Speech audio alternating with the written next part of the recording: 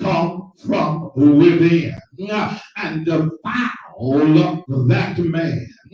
Touch your neighbor and say, neighbor, don't be bothered by the outside dress. It is what's on the inside of that outer garment that defileth the individual. His message was simple. What a person is in his or her heart is what he or she truly is. Oh, they gonna let me preach early. So you need to understand.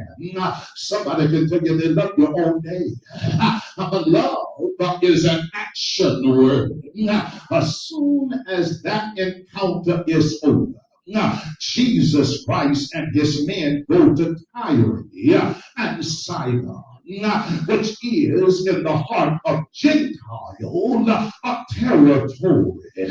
Once again, they tried to get some rest from the pressures of the ministry.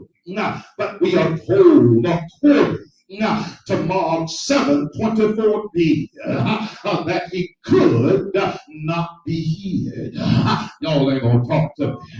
Somebody slept on that word because many in this day are operating to be seen and operating to be heard. But the Bible says that Jesus could not be hid. Y'all ain't gonna talk to me. Oh, thank you, sir.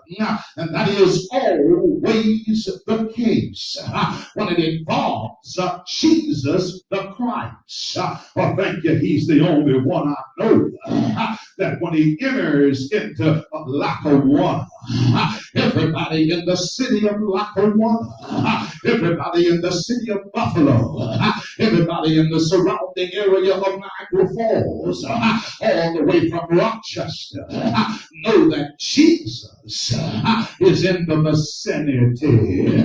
Oh, thank you, sir. So when Jesus is in person, a family, a church, a community, or whatever, he simply cannot be hid. Word would get out that he is in the house. Oh, that's a word for these pandemic times. We need Jesus in the house. Y'all ain't gonna talk to me.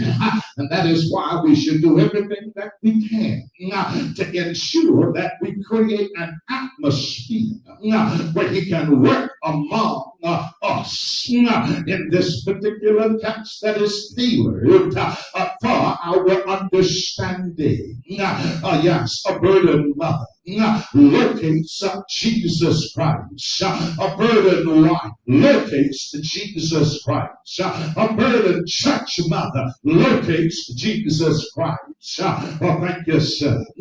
So she begins to petition here for the help that she needs. She faced several challenges. But she persists and she gets what she comes for. So I came to deliver to you this evening that whatever you want from God, you got to be persistent, and you got to be full of tenacity. Oh, thank you, sir. I want you to understand that there is hope for you and everybody else. God has the solution to your problem. I want to share a few thoughts from this passage that may help us find what we need for our own lives and situations. I want to preach from this subject. Thank you, sir. That God is able to do anything in a desperate situation. Thank you, sir. Look at your neighbor and say, neighbor, we serve a God that is over all situations. But how desperate are you for God to intervene? So let's walk the text. Can we walk the text? And perhaps when we are finished, you will go home tonight and tell somebody that they should have been in the service. The Bible declares in the 25th verse and the 26th verse that the mother and her request and the reason that she came. This woman came to Jesus Christ because she was concerned about her daughter. The child was demon possessed and was probably acting out in violent anger. She needed help in a desperate way. It may be that the demon was causing bodily harm to the child. This was the situation in the case of another demon possessed child. In the book of Matthew, chapter 9, and verse number 22, it almost reminds me of our children that are in school. Y'all can say what you want. Some are coming from some locations and are acting like they are demon possessed. Look at me if you want. If they don't have their wisdom nor their Aperol, there won't be no teaching that day. Thank you, sir. So the reason she cried, according to Matthew chapter 15, and verse number 23, it informs us that she cried after Jesus. Thank you, sir. She didn't cry after a familiar personality, but she cried after Jesus. She perhaps said something like this. Of the days of old. Jesus, Jesus, Jesus. Y'all ain't gonna talk to me. And so perhaps you got to have a word in your mouth that when you are facing a desperate situation and somebody can't get to you like you think they ought to get to you. But while you walk in the floor, Jesus, Jesus, Jesus. Oh, thank you, sir. Oh, thank you, neighbor. Said neighbor. She cried after Jesus Christ. And so the word cried there in the Greek language means to quote, to shout after another. It is the idea of a loud, persistent shrieking. This woman was shouting to Jesus Christ for help. The help that she needed. Why was she so frantic? She was heartbroken over the condition of her child. And she was determined to give her child the help that she needed. Touch your neighbor and said, neighbor, when you are facing a desperate situation, you don't care who's next to you. You don't care who's listening to you. You don't care who's observing you. As long as I reach him. Oh, thank you, sir. We have been in prayer for the last 3 days. Just 1 hour of prayer. Interceding for somebody else. And I don't care what they walk out saying. My God, he sure pray loud. I'm not praying no Catholic prayers. And I'm not praying to be in no cold church. Oh, thank you, sir. I said, turn the mic up. And let's talk to God. Oh, thank you, sir. So understand the reason that she called in verse number 25. I'm going to take my time. It tells us that this woman had heard of him.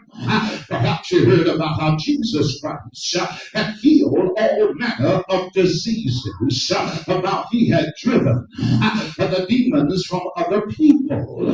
She may have heard about how Jesus Christ had gone over into the country of the Gadarenes and had delivered the man possessed by a legion of demons. Touch your neighbor and say, neighbor, he was one man with 6,000 demons in it. Oh, y'all ain't gonna talk to me. Until he comes up on a bad boy called Jesus Christ. She may have said, if he can deliver that man from a legion of demons, but surely he can deliver my daughter from the grip of one demon. But this woman came to Jesus Christ because faith and hope had been around in her heart.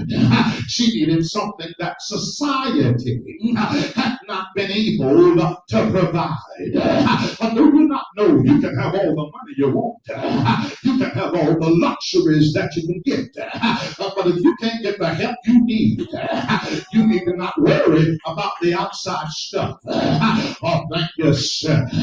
She was looking for something that her dead religion had been powerless to give her and her child. I touch your neighbor and said, neighbor, this is not the hour for the church to be powerless. Oh, thank you, sir. We don't serve a dead God, but we serve a God who died on Friday and then had a midnight revival all night and Saturday, and then got up early one Sunday morning and declared all power is given unto me in heaven and in earth. She needed a solution that she had not been able to provide by her own self-efforts. She was desperate and she saw Jesus Christ as her only hope. How many of you can identify with this poor, anxious mother? Perhaps you are dealing with a child that is out of control. Perhaps you are at your wit's end over situations in your life and you need help. Maybe what you need is salvation. Or maybe what you need is restoration and forgiveness. Or maybe what you need is the healing touch of Jesus Christ. Whatever the need is in your life, you should take a lesson from this woman. Get that need to the one and only Jesus Christ. You can't go to your favorite prophet, know your favorite prophetess, because even Benny Hinn's don't make house calls no more. Oh, thank you, sir. Touch your neighbor and said, neighbor, I need to go to the one and only Jesus Christ. Oh, thank you. Touch your neighbor and say, neighbor, Christ is the answer. Oh, thank you. The answer is not in a bottle. The answer is not in a pill. The answer is not in a plug. The answer is not in a click. The answer is in Jesus. So regardless of what you face in your life today, the answer will be found in Him. He can move your mountain, meet your need, save your soul, forgive your sins, touch your loved ones. You name it, Jesus Christ can do it. Oh, thank you, sir. But you have to get to Him. Don't do something. Don't someone or something do anything. Don't let something or somebody stop you from getting to Jesus Christ. Don't be afraid to call on Him. He invites you to come. Matthew wrote in the 11th chapter and the 28th verse. He said, come unto me, all ye that labor and are heavy laden, and I will give you rest. I'll touch somebody and tell them, neighbor, you just got to come. Thank you, sir. Jeremiah, the 33rd chapter, and the 3rd verse declared, call unto me, and I will answer thee, and show thee great and mighty things, which thou knowest not. Come on, let me warm up here, because I'm going to call him until I get an answer. I'm going to call him until he answers my call. Oh, thank you, sir. You don't have to bear these burdens alone, but bring them to Jesus Christ. He cares. If he didn't care, he wouldn't have told Peter to write in the first chapter. Yes, in the 5th chapter of First Peter and the 7th verse. He said, cast all your cares upon him, for he careth for you. Touch somebody and tell them, neighbor. That's an ETH, just in case you haven't found your shop yet. Because somebody can tell you they care, but when they stick around 10 days later, carry means that Jesus has the stick-to-itiveness. He'll never leave you, and he'll never forsake you. That's why Paul wrote in the 3rd chapter of the book of Hebrews and the 16th verse. He said, let us therefore come boldly unto the throne of grace, that we may obtain mercy and find grace to help in the time of need. I don't know about you, but I got to find grace in the time of need. Thank you, sir. Somebody found that grace in the time of need some 20 years ago when they prayed for me. When I was diagnosed with cancer, somebody didn't let me go. Every appointment, I ran into some people and said, we're praying for you, brother. I said, God, who are they? I ran into an Asian woman, and she went to talk in some kind of tongue. And she said, we are praying for you, brother. I ran into a Chinese woman, and she was talking in some kind of tongue. And when she came into the English, she said, God got you, brother. Y'all ain't gonna talk to me. I touch your neighbor and said, neighbor, somebody is praying for you. Thank you, sir. Oh, Lord. So the Bible kind of walk the text in verse 27 and 28. Y'all trying to push me, but I'm just on page 7. The mother and her resolve. This woman comes to Jesus Christ for help. And when she does not get the response she is looking or expecting, she stays after Jesus Christ until she gets what she wants. Touch your neighbor and say, that's what you gotta do. He said, knock and the door shall come open. He said, seek and you shall find. He said, ask and it shall be given. Until crumbling and crying, just keep on knocking, baby, until you hear somebody on the other side. Oh, Lord. The early church prayed all night long, and Peter was in jail. But the church went into prayer. And the problem with the church is we will pray all night, but we won't get up and check the door. Thank you, sir. And while they were praying, Rhoda heard a knock at the door. And Rhoda went to the door and said, it's Peter. And they said, baby, sit down. You just a novice. She said, no, mother. Peter is at the door. In other words, look at your neighbor and say, neighbor, when you ask God, and when you knock on the door, and when you seek, the answer is at the door. Oh, Lord. Thank you, sir. Touch your neighbor and say, neighbor, just hang in there. It may get rough a while, but the answer is at the door. Verse number 23 to 27. When there was the obstacles of faith, she had to overcome many obstacles in order to secure her daughter's healing. It seemed that she met resistance to her requests at every turn. Yet she persisted until she achieved her goal. Look at some of the obstacles she faced and overcame by faith. Touch your neighbor and say, neighbor, we walk by faith and not by sight. Thank you, sir. The Bible says that no weapon formed against us shall prosper. The obstacles of the race. 10 verse 26, it tells us that this woman was from Tyre and Sidon. Matthew 15 and 22 tells us that she was a Canaanite. This reveals two things about this particular mother.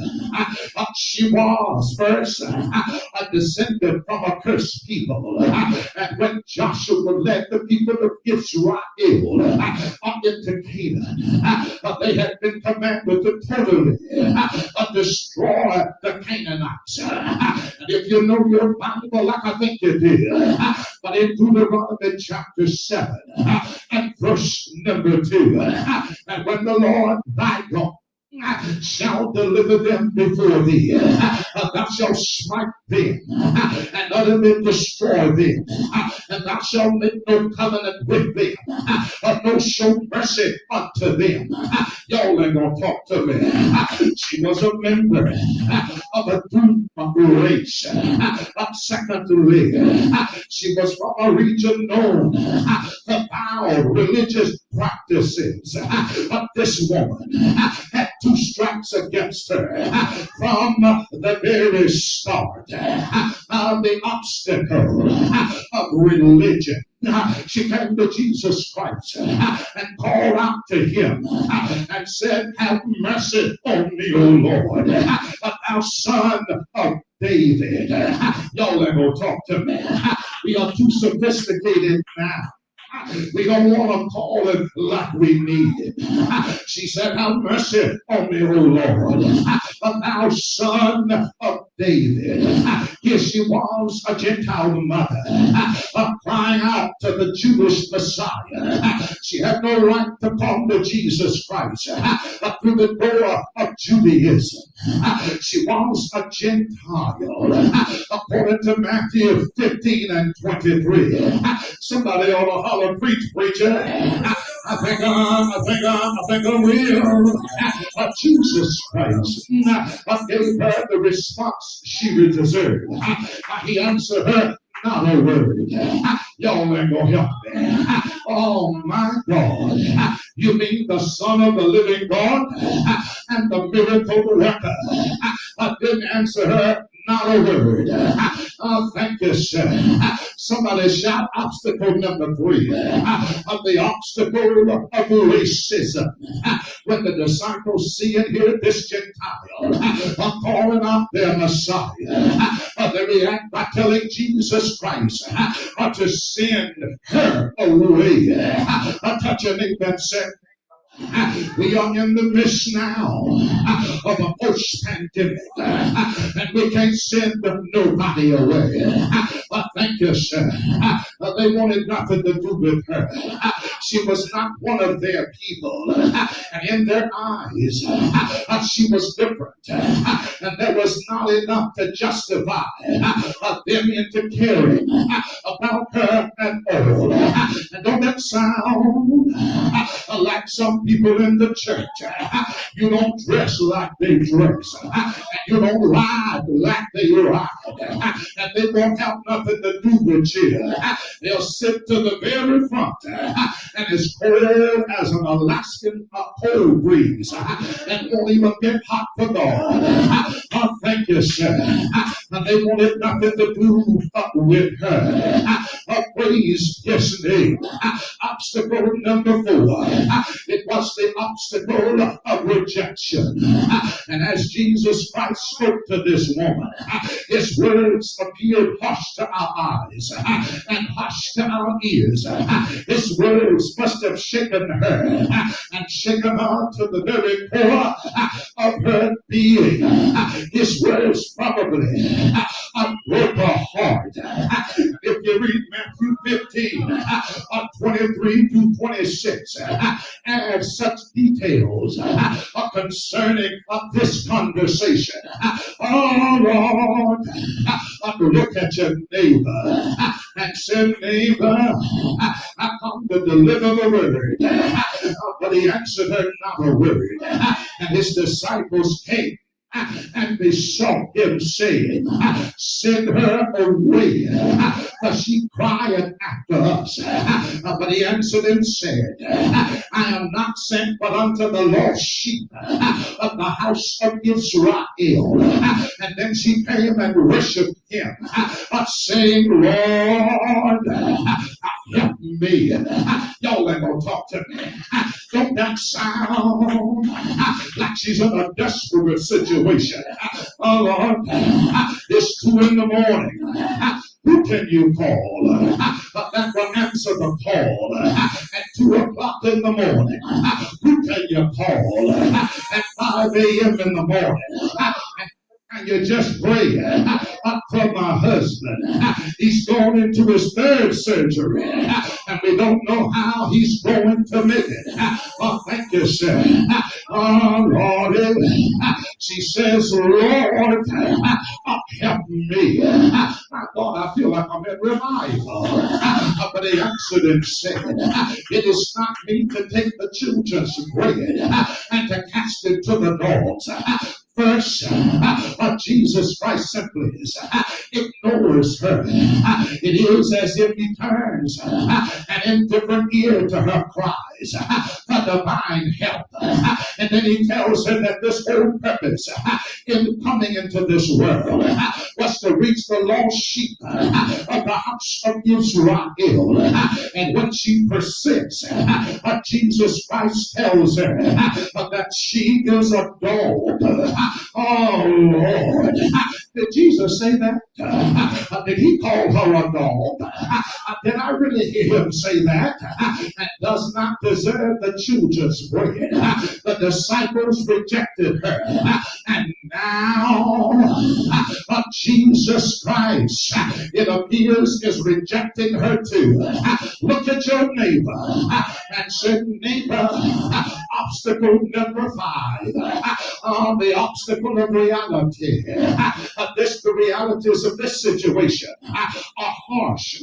Her daughter was possessed by a devil, and she is a member of a doomed race. And these religious men did not seem to care about her or her situation at all. It must have been appeared to her that her situation was hopeless.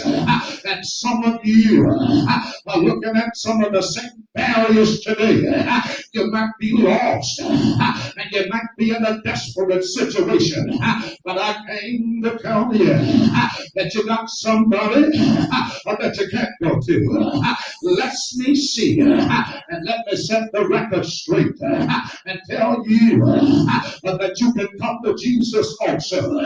Oh Lord, because the Bible says in John chapter 6 and verse number 37, all that the Father giveth me shall come to me, and him that cometh to me I will in no wise cast out. Others have been praying and seeking God about matters that trouble their heart. You have cried out to him and asked him to do his own thing and do it in your life and do it in somebody else's life. And there will come a moment when the devil will make you feel like you ought to throw in the towel.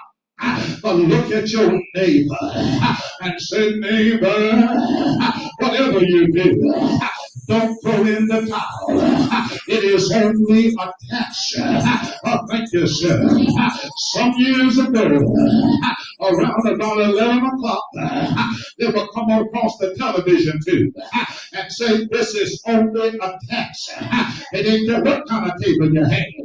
The whole screen went black. It's only a test. Oh, Lord, let me encourage you today. God's silence is not the indication of God's unwillingness to meet your need.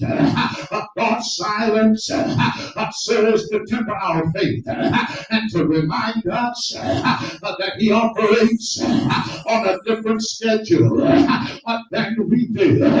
What obstacles are you facing at this particular moment?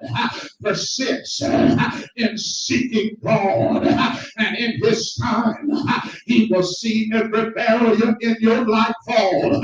Your faith will not be defined by what you receive from God, but by what it takes to stop you from getting to God. Oh, Lord, touch your neighbor and say, neighbor, I got one question. What's stopping you right now? Oh, thank you, sir. Whatever's trying to stop, I came to tell you it can't block you. Thank you, sir. But in verse number 27, the opportunities of faith as Jesus Christ came to this woman. He never slams the door of her on her face.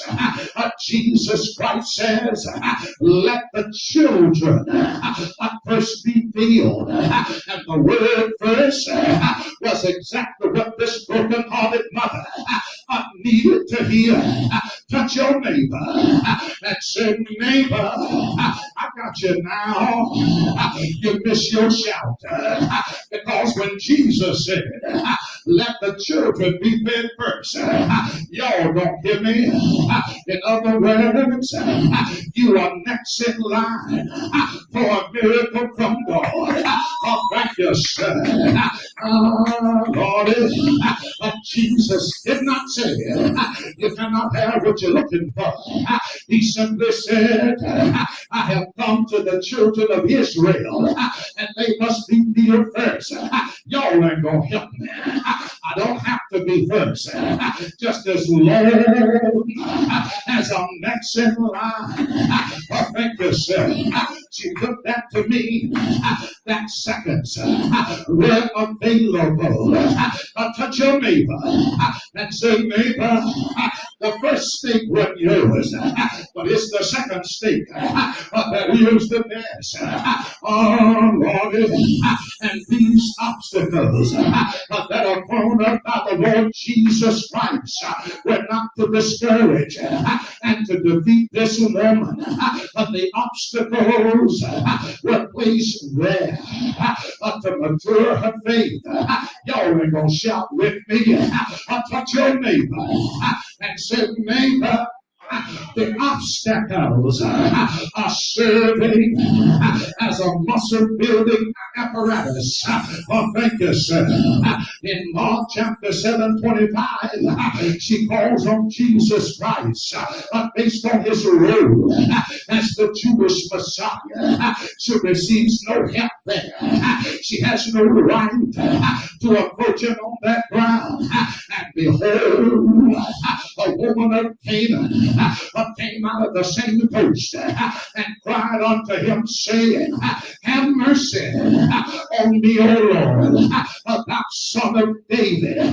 My daughter is grievously vexed with the devil. But in Mark 7:27, she hears Jesus Christ tells that his mission here on earth is to the nation of Israel. But when Jesus said unto her, let the children first be healed, it is not meet to take the children's bread and to cast it unto the dogs. Y'all ain't gonna let me preach. And when she hears this, she moves beyond seeing him as a Jewish Messiah. She now sees him as her only hope. She sees him as being worthy of worship. Touch your neighbor and say, neighbor, she does what those first don't do because she's second. And the Bible says in Matthew 15:25, y'all need to read your Bible. And she bows down to him, humbles herself at his feet, and gives him the worship that only he deserves, and appeals to him for the help she needs. Oh, come on, talk to me now. Pray bow, worship, and give him the glory. Oh, thank you, sir. And the Bible says, then she came and worshiped him, saying, Lord, help me. I came to ask myself, Lord, what made her get your attention? And the Lord resounded back to me. He said, she worshiped me before she asked me something. Y'all ain't gonna talk to me. Lord, you ought to go home tonight and raise the praise and tell your crazy hellish neighbors, if you don't want to go to hell, I'm gonna praise in here until the hell come out of you. I thank you, sir. But in Matthew 15, 26 and 27, and now she hears of Jesus Christ, of the miracle worker, compares her to a dog. But he answered and said, it is not me to take the children's bread and to cast it to a dog. She said, a true Lord, yet the dogs eat the crumbs which fall from their master's table.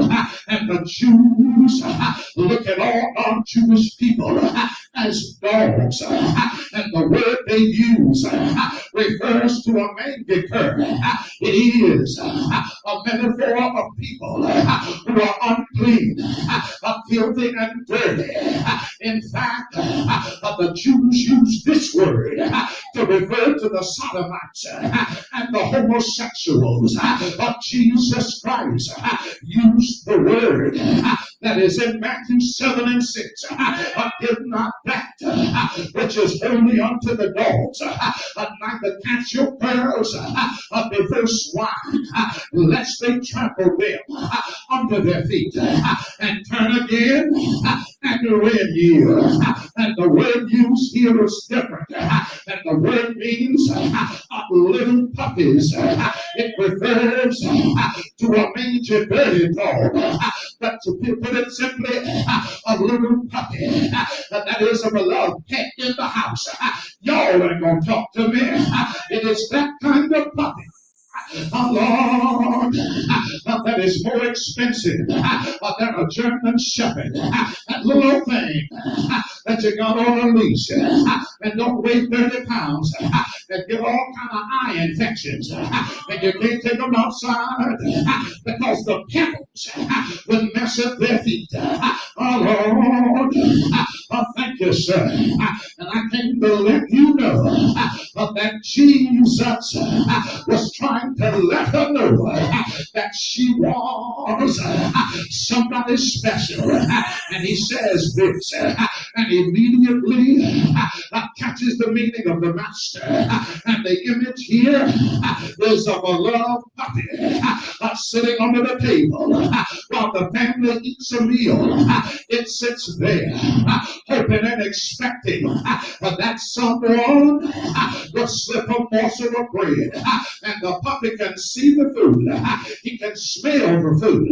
He knows what it is when it's in within his eyesight, and just needs someone to acknowledge him and to give him a bite. She says, no, that is not right to take the food from the children's table and give it to the dogs. But even the dogs sometimes are treated to a morsel from the table. And all I am asking for is just a crumb. I wish I had a talkback church that'll say, preach, preacher. And she was not asking for everything on the table, just the puppy's portion. Touch your neighbor and say, neighbor, I know what you mean, because we are the recipients of neck bones and pig feet. Y'all ain't gonna talk to me. And hard maws and hard tails. I know y'all too sophisticated. But I got for me now. and you can't eat it no more. But it didn't kill you 30 years ago. Oh, Lordy. Oh, thank you, sir. Every now and then, I want to have some chitlins with some white rice and crackling cornbread. But you need to say, neighbor, get up off of me. Oh, thank you, sir. It was the same thing that God told Peter. And Peter said, no, Lord. He said, Peter, what I call clean, you can eat. In other words, you might go to somebody's house and all they got is pork roast, pork rinds. Y'all ain't gonna talk to me. And come on, I don't eat that. No, don't be disrespectful. Just take one bite and say, that'll do. Y'all ain't gonna help me. I got to get out of here. Well, thank you, sir. Touch your neighbor and say, neighbor, when was the last time that you had a ham sandwich? When was the last time that you had a pork roast? Oh, Lord. But in verse 28, the obligations of faith, I wish I hadn't taught that, church. A lot of people would have given up. I'm coming, son. Jesus Christ ignored her, and the disciples played the race card. Jesus Christ even compared her to a dog, and yet somebody ought to say yet. Somebody ought to say yet. She persisted. Just like Matthew said in the 11th chapter and the 28th verse, it said, come unto me, all ye that labor and are heavy laden, and I will give you rest. Most people would have thrown up their hands in frustration and stormed off in anger. But God was trying to tell her, I thank you, sir. I'm going to check out the thermometer of your persistence. I wish I had somebody in here that will look at somebody and tell them, neighbor, I had to persist in this thing in order to get what I deserved. So she persisted in spite of everything that was thrown in her pathway. Why? She persisted because too much was at stake. Look at your neighbor and say, neighbor, I got too much at stake, and I need a miracle from God. Oh, thank you, sir. Oh, bless the name of our God. Have you decided that God cannot help you, and Jesus Christ cannot save you? Beloved, too much is at stake. Oh, thank you, sir. He said, I shall live and not die. Too much is at stake. Thank you, sir. Keep bringing that need unto Jesus answers that need. Oh, Lord, keep seeking his face until he responds. Keep on asking. Keep on knocking. And in his time, he will hand down a miracle. Shout yes. Shout yes.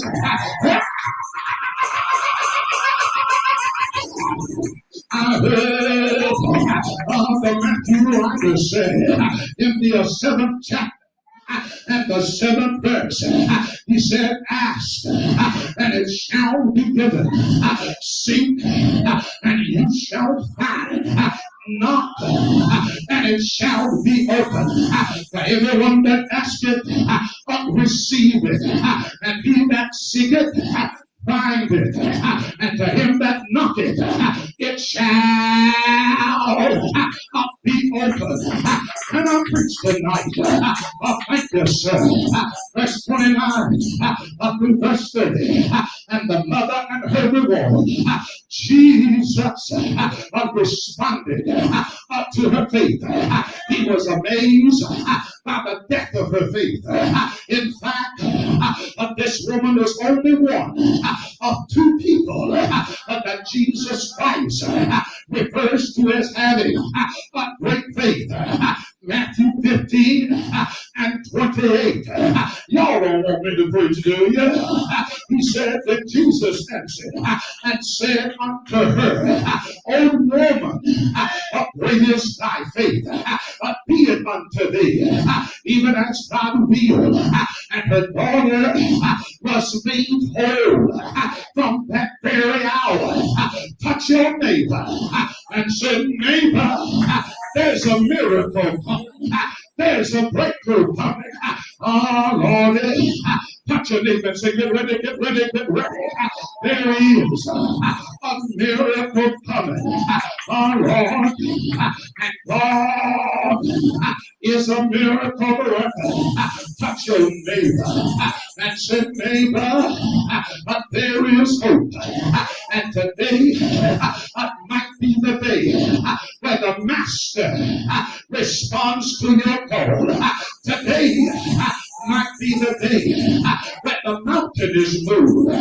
Today might be the day when you come to him and he will deliver.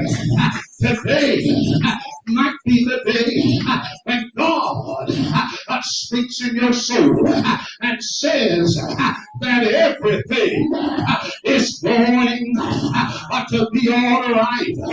Touch your neighbor and say, neighbor, I got a feeling that everything is gonna be all right. Shout yes! Shout yes! Oh, Lord, but I came to tell you that the Bible lets us know. Thank you, sir. That no doubt he's a God that cares. Look at your neighbor and say, neighbor, look with me just for a few minutes at what he can do. Look, there is Jairus. He places daughter in the hands of Jesus Christ, and Jesus raises her from the dead. Look, there is Lazarus, 4 days in the tomb. Mary and Martha placed their hands on Jesus Christ, and Jesus says, Lazarus, come forth, and he comes forth. Y'all ain't gonna help me. Say, look, there is a multitude that needs to be fed, but they have no food. A few loaves and a few fishes are placed in the hands of Jesus, and he simply says, you have more than enough. Look, there are disciples in a boat, in a storm, in the middle of a lake, in the dead of night, and they are afraid that they are going to die, and they place themselves in the hands of Jesus Christ, and they arrive at the shore safe. Look, there is a leper, and he is healed. He is ruined flesh, is smooth as a baby. Look, there is a blind man, and he can see. Look, there is a deaf man, and he can hear. Look, there is a crippled man, and he can walk. Look, there is a man possessed with a demon, and he is set free. Look, touch your neighbor and say, neighbor, look unto the hills from which cometh your help. In Genesis, he's the seed of the woman. In Exodus, he's the Passover lamb. In Leviticus, he's the high priest. In Numbers, he's the pillar of cloud by day and the fire by night. Oh, Lord, in Deuteronomy, he's a prophet like Moses. In Joshua, he's the commander of the Lord's army. In Judges, he's our judge and lawgiver. In Ruth, he's my kinsman redeemer. Oh Lord, look at your neighbor and said, neighbor, look, in person circumstance, he's the seed of David in Kings and Chronicles. He's the reigning king in Ezra. He's the faithful scribe in Nehemiah. He's the rebuilder of every broken down wall. Look, Lord, in Jude, he's my redeemer. In Psalms, he's my shepherd. The Lord is my shepherd, and I shall not want. In Proverbs, he's my wisdom. In Ecclesiastes, he's the meaning of life. In the Songs of Solomon, he's the loving bridegroom. In Isaiah, he's my Prince of Peace. Look, in Jeremiah, he's my weeping prophet. In Ezekiel, he's the glorious Lord. In Daniel, he's the fourth man. In my fiery furnace, in Hosea, he's the faithful husband. In Joel, he's the outpour of the Holy Ghost. Look, in Amos, he's my burden bearer. In Obadiah, he's my judge and savior. In Jonah, he's the risen prophet. In Micah, he's my ruler. In Nahum, he's my stronghold. Touch your neighbor and say, neighbor, got a stronghold. In Habakkuk, he's my watchman. In Zephaniah, he's mighty to save. In Haggai, he's my restorer. In Zechariah, he's the branch of David. In Malachi, he's the son of righteousness with healing in his wings. Look at your neighbor and say, neighbor, I got a feeling that everything is gonna be all right. I have a feeling that everything is gonna be all right. Shout yes! Shout yes!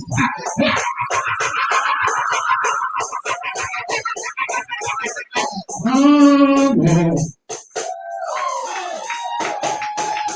I have a feeling that everything is going to be all right in a desperate situation. No matter what I go through, no matter what I have to deal with, I just got to hang in there because he's the God that walks through the pages of the Bible. I kiss you tonight. Next time I finish the whole book, I just stopped at Malachi because God is your restorer. He's your healer. And all that God is up to. He said, I'm going to see just where your faith is. I'm going to see just where your hope is. I'm going to see just where your persistence is. Mark my words. I knew the time you got up and looked at your husband in the hospital. Hallelujah. From 2 o'clock to 5, I got up every hour, sitting upright. I began to seek God and say, God, whatever she needs, you got to provide. Because God hears the cry of the righteous. Well, thank you, sir. Job said, I'll wait till my change comes. Yo, slap somebody on the shoulder and tell them, do you know what it means to wait? You got to wait through the process. You got to wait through everything that God has you going through. I've never seen nobody go under radiation treatments and tell the machine, wait. No, baby. That thing is set on a time. Yes, sir. And when they tell you don't move, don't move. Otherwise, it'll slice you and it'll burn you somewhere you don't want to be. But that machine is calculated to go to the target area. It's just like chemotherapy. It's designed to go where it is and find the symptom and treat it and shrink it. The body has to catch up with the treatments that is receiving.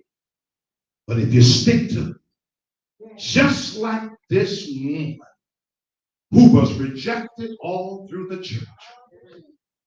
And she said, that's okay, Jesus. I'm going to just be your little dog. My Lord. Because I'm going to stay right here with you until you throw me some crumbs.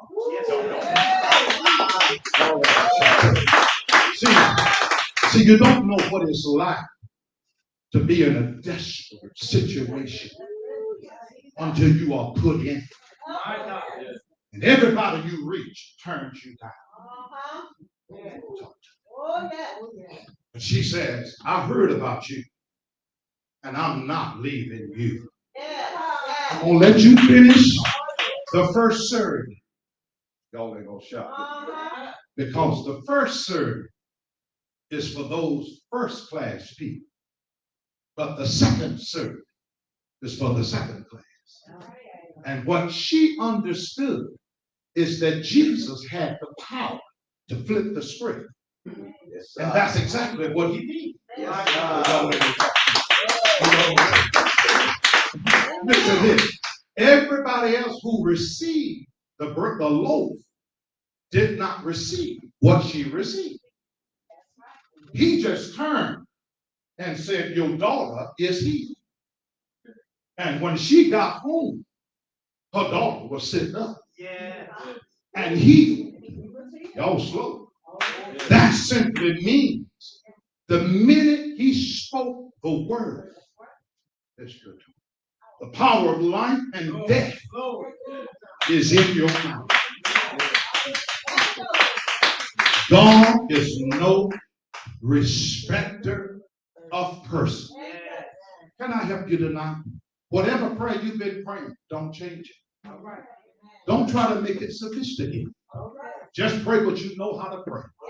And watch God do the things. That woman cried out. She sort of did what my mama did when I was in college and had financial trouble. I knew my money was there, but they took it. So I called my unsaved mama. Don't want to talk to her. 6 feet. Switchblade in her hand. Yes. The 57 Magnum in her biscuit.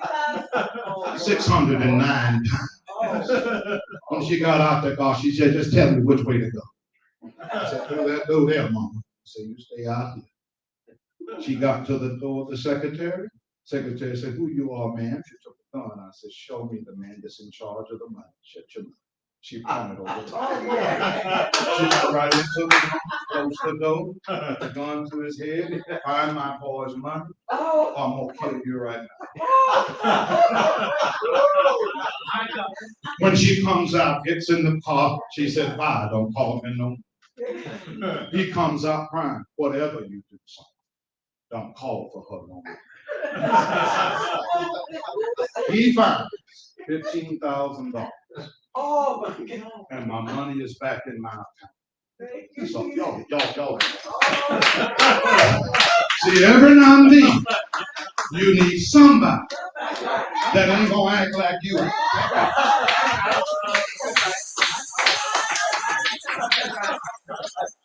And I'm almost done. And I didn't want to make the phone call, Mother, because she had been told, do not call me unless it's an emergency.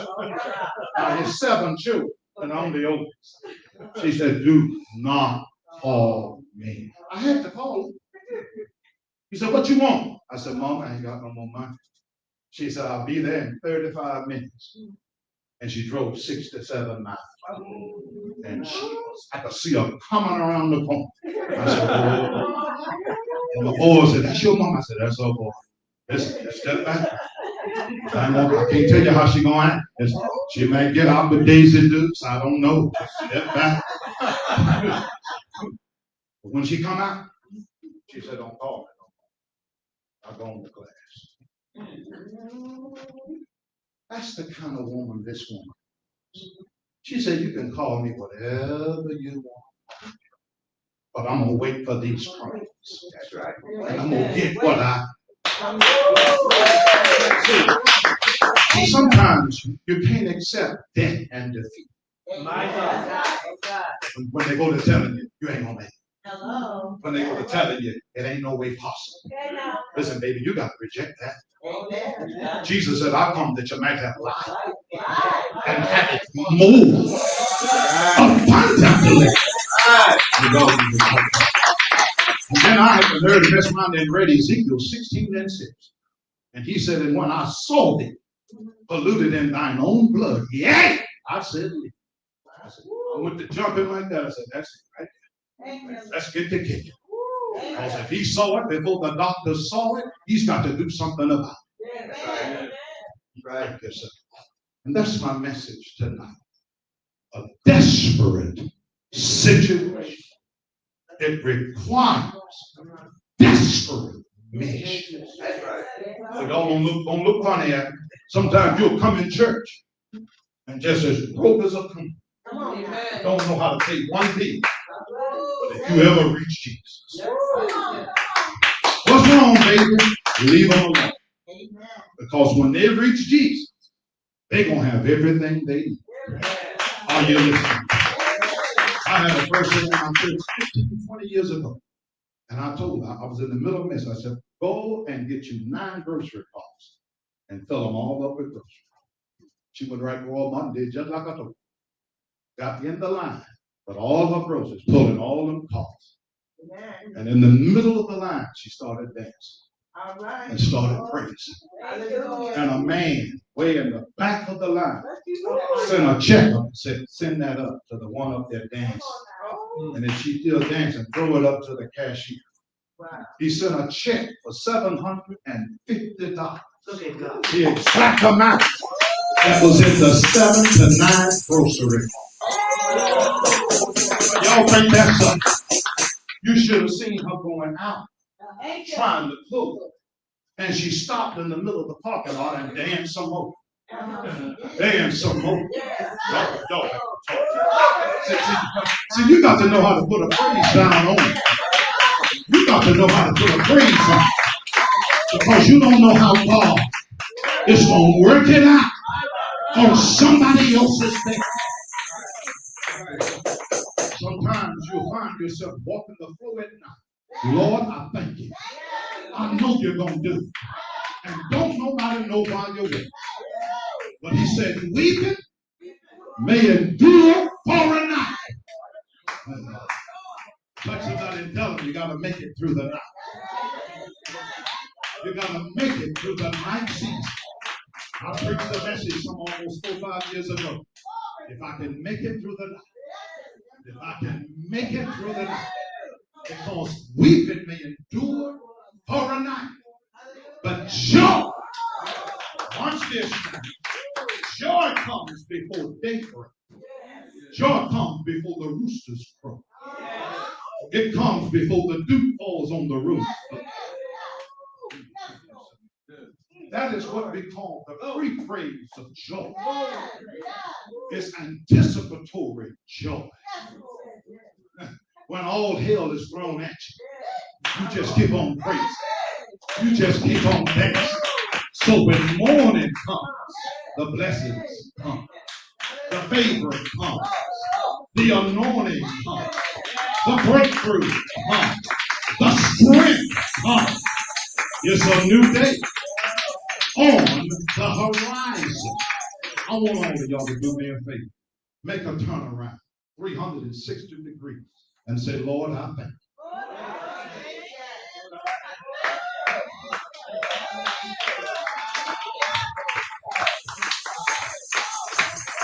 There is nothing too hard for God.